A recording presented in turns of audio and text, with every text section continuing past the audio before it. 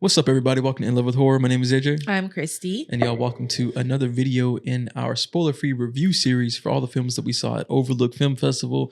This is the third film in that series. We've already done The Shrouds. We've done Abraham's Boys. We got It Ends and Life Have coming.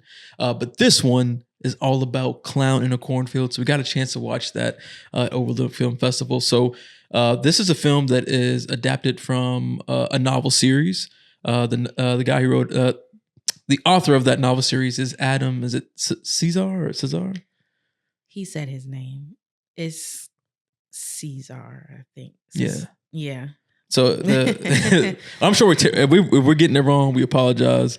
But the novel series is from author Adam Cesar. But the film is written by Eli Craig, who also directed the film, and Carter Blanchard. The synopsis of the film, according to IMDb, is a fading Midwestern town in which Frindo the clown, a symbol of bygone success, reemerges as a terrifying scourge. So the film centers around Quinn, who moved to this Midwestern town with her father after their mother recently passed. She ends up getting involved with this, band of, I guess, like the bad teens in the town, and they end up encountering Frindo, a lot of kills, a lot of craziness. And that is a slasher, an interesting slasher film. I'll leave it at that because I don't want to get into spoiler territory. But if you read the novels, then you already know. But the film stars Katie Douglas as Quinn, and the kind of cast of her friends. You got Cole, who's played by Carson McCormick. Ronnie, who's played by Verity Marks. Janet, that was one of the friends, right? Because I'm looking at the IMDb list. Cassandra, played by Cassandra Patenza. Russ, played by Vincent Muller. Tucker, played by Ayo Solanke. Matt, played by Alexander Deacon. And then you got Kevin Durand, who plays like was he officially the mayor of the town? He's the mayor. Yeah. Cole's dad. Yeah, he's Cole's dad and also the mayor of the town. And yeah, a whole range of supporting characters, but that is the main players in the film with that band of teens. But yeah, that is Clown in the Cornfield. Bae, what do you think about this film?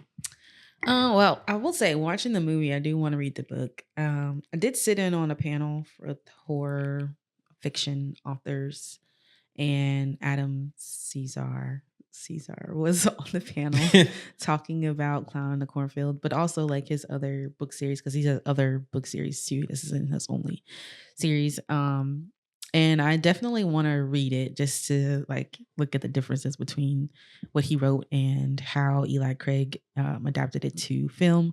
But the film itself, I thought it was pretty fun. I mean, it was entertaining.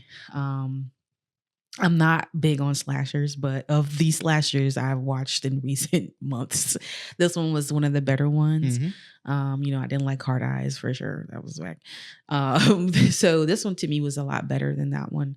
As far as and it might be because this one was adapted from a book versus something someone wrote as a screenplay, because I feel like this one felt way more grounded, and had a lot more those storytelling elements inbred into the script. So it felt like this could be something happening in a town over from here or something like that, So it felt more realistic and it was more entertaining to me.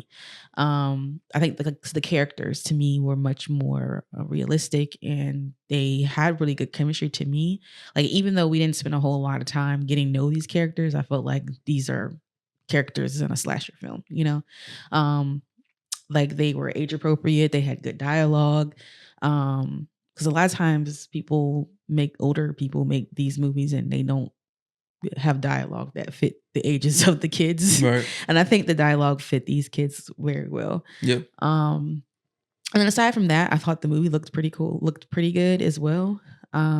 It's set in like this podunk town, and it felt like it was set in a podunk town. It did. And I like the look of the Friendo clown. Like, he looks really cool, and I can definitely see people buying this. Look, Spirit Halloween. They about to have that For that sure. costume on deck. I think this it year. looks really neat. So I wonder like what that process was like too, like from reading about this clown and then what it'll look like in real life in a movie. So I thought that was he looked really cool. What else I liked about the film? Well, I think that's probably all that I really like. Well, nope, there is one scene that I really, really liked. And I think everyone in our theater liked it as well. So I'm very interested to see though how everyone else, like the larger general casual, audience will feel audience. about it. But I was really excited about it, and I liked that they followed through with it full force and didn't like shy away from it or make it seem like, oh, maybe this is what it is, but they just went all out with it, and I appreciated that. There was one thing I did not like, and it's kind of like a slasher trope, and it was a pretty big one, and I didn't like that, and I wonder what the decision was for that, because later on it seems like they're gonna not like, try to like subvert that expectation, but they don't. So I wish I could explain this in a better way, but just know that there was some tropey things that I really didn't appreciate or like in the film, and I really want to know what the decision behind that was. So if I ever get the opportunity to ask, I will. But yeah, what do you think about it, May? Yeah, I mean, I enjoyed the film. I don't think I mentioned it earlier, but Eli Craig, he also did Tucker and Dale versus Evil, another big horror comedy. And he also did a Netflix film called Little Evil, which I don't think a lot of people probably even remember, because it came out a while ago with Adam Scott, where he marries a woman and she has I think he's like 6-year-old child. And he thinks he's the Antichrist because the child does all this evil shit's happening with this child. Another horror comedy. So this one kind of follows suits in that horror comedy vein, but definitely like heavy on the slasher element. Yeah. But I think I like that style better. Like a horror comedy that is more horror, and then the comedic moments are just kind of like threaded in nicely. Yeah. Because there are some funny moments, some really good lines that happen or things that happen with these Gen Z kids that are really hilarious, but it's also kind of like scary at the same time. Yeah. Overall, I enjoyed the film. I thought it was a really fun film. I thought the kills were satisfying. But what I will say though is that I went in expecting the kills to be way more graphic. Not saying that they weren't graphic, but just in my head, thinking about like shit like Terrifier and stuff, I kind of thought that we were going to get like some balls to the wall type shit. Is in its own little... Yeah, it's in its own pocket. I know. Yeah. But I was kind of expecting that. But this is more... It's graphic, but it's not too crazy. This is a good movie for teenagers. Yeah. So... Because it's not going over the top. It's not. Still satisfying kills, though. It's not like over the top gore. Yeah. But the movie's just a lot of fun. And I thought it's well paced.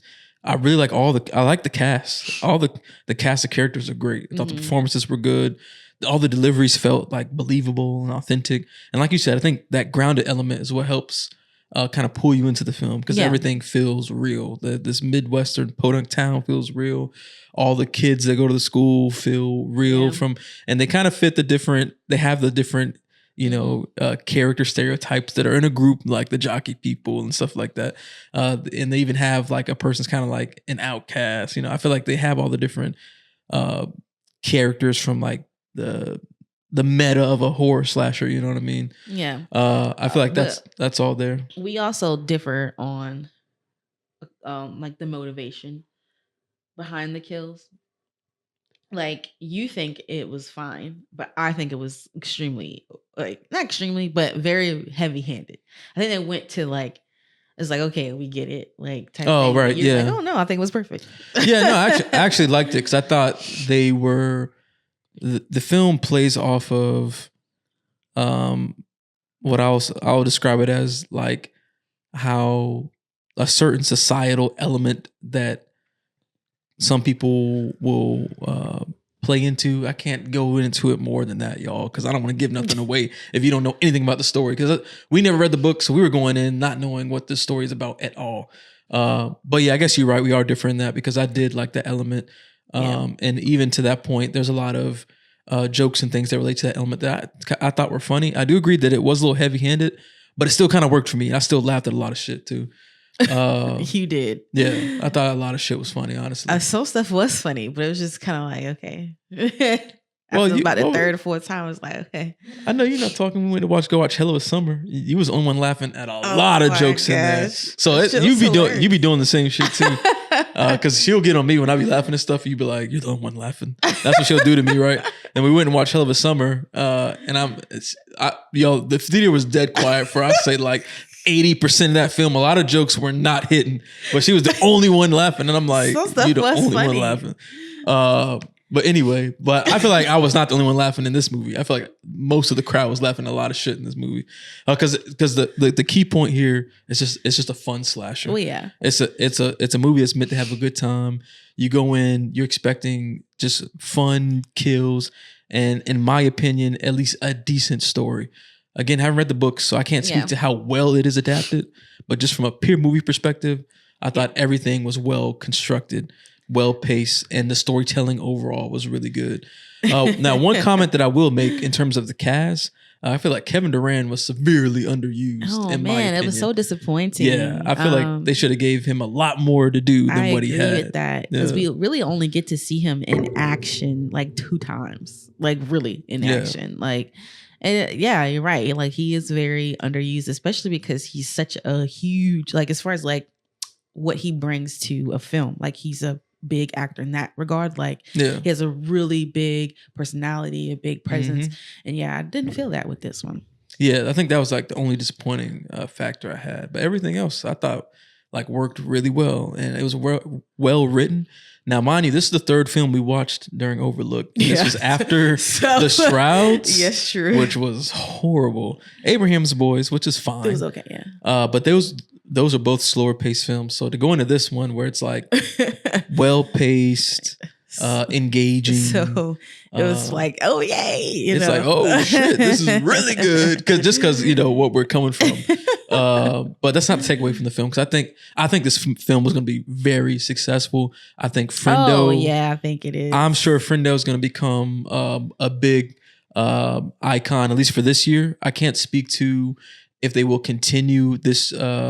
Adapting the rest of the film book series and the films that they do, then I think the Friendo could become an even larger icon in terms of horror and whatnot. But at least for this year, I promise you, people gonna be wearing Friendo costumes during Halloween. Like, he's gonna be a horror icon, at least for the next year or two, for sure. maybe for even longer. I think this could end up becoming one of those cult classic films, or slashers that people really like. Because I feel like it plays into the beats of a slasher and what a slasher is really well. I guess to that point though, it doesn't do anything vastly different from a slasher. So you in that regard, you're getting what you expect. It's not really trying anything new in that sense.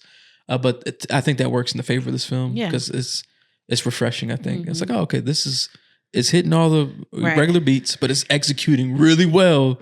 So, hey, thumbs up on that part. You know what I'm saying? I don't know about the really well, but it was good enough. Yeah, I thought it. Yeah. But I think it's a dope film.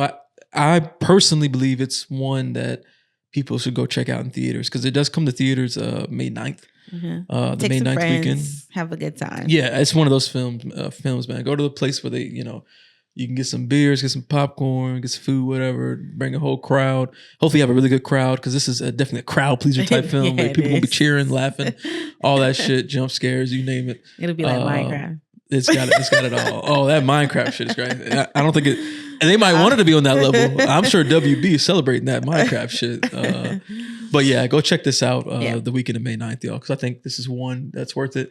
And I feel like, again, money talks, right? So you got to let the studios know, like, hey, this is a good one. Like, you did it right with this one, at least. And even if it's not perfect, it's better than a lot of other stuff we watched this year. And even you mentioned it, that is better than the slashers like Hard Eyes and stuff from this year. Hell too. Yeah. Yep. So that's our thoughts on Clown of Cornfield, y'all. Go check this out when it comes out in the theaters. Again, this is part of our spoiler-free review series for Overlook Film Festival. So this was the 3rd in the series. We've already done The Shrouds, we've done Abraham Boys, and we got It Ends and Life Hack coming up as well. Unfortunately, I'll just be doing those by myself because you didn't get a chance to watch those films. No. I was at the panel I told you about with the authors, with Grady Hendrix and Adam Caesar.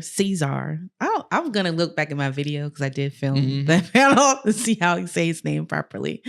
Elise was another author that was there, and a man named Alex Jennings. It was a really great panel.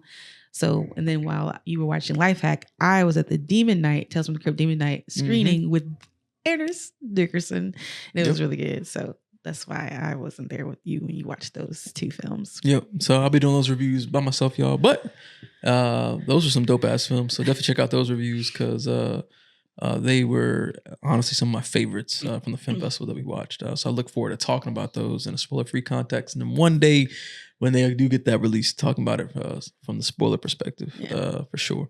But y'all check out those other reviews. Again, YouTube, as well as Spotify and Apple Podcasts. Thank you so much for tuning into this review. We see you in the next one, y'all. We out. Peace.